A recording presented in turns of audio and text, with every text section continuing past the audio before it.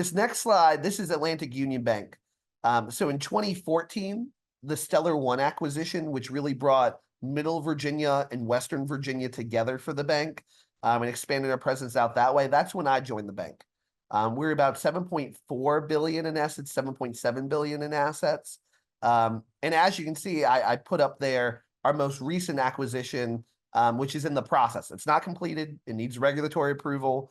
We're still operating as two separate banks, but we've entered into an agreement with Sandy Spring Bank to combine assets. And at the end of that acquisition, we'll be around 39 billion in assets, give or take. The Zenith merger and Access National, that's that blue triangle, Access National. I helped out on both of those, both in a branch manager capacity and a commercial lending capacity. Had some fun trips where I was able to be out on Eastern Shore for a month, helping branch locations and commercial lenders get accustomed to our way of doing things.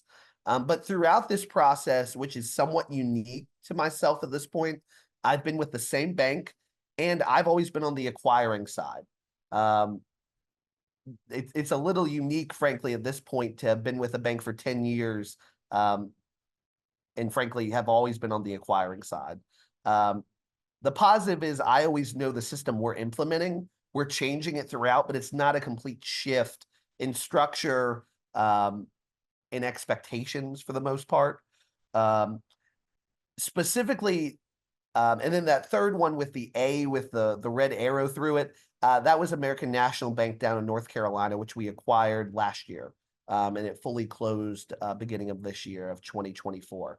I was down in Greensboro for 2 weeks, helping out that commercial division, get acclimated to how we do lending. What's our process?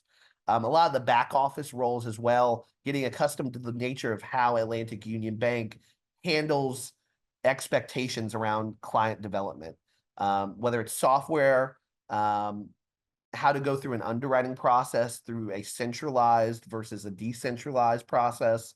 And again, I don't want to get too heavy into the lending lingo, but essentially explaining to people who frankly are going through a big transition, how they can become a part of this new combined team.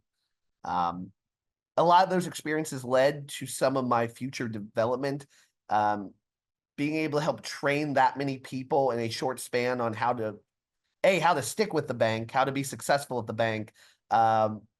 That kind of retention goes a long way, and I think has helped provide some of the opportunities to switch into commercial when I did.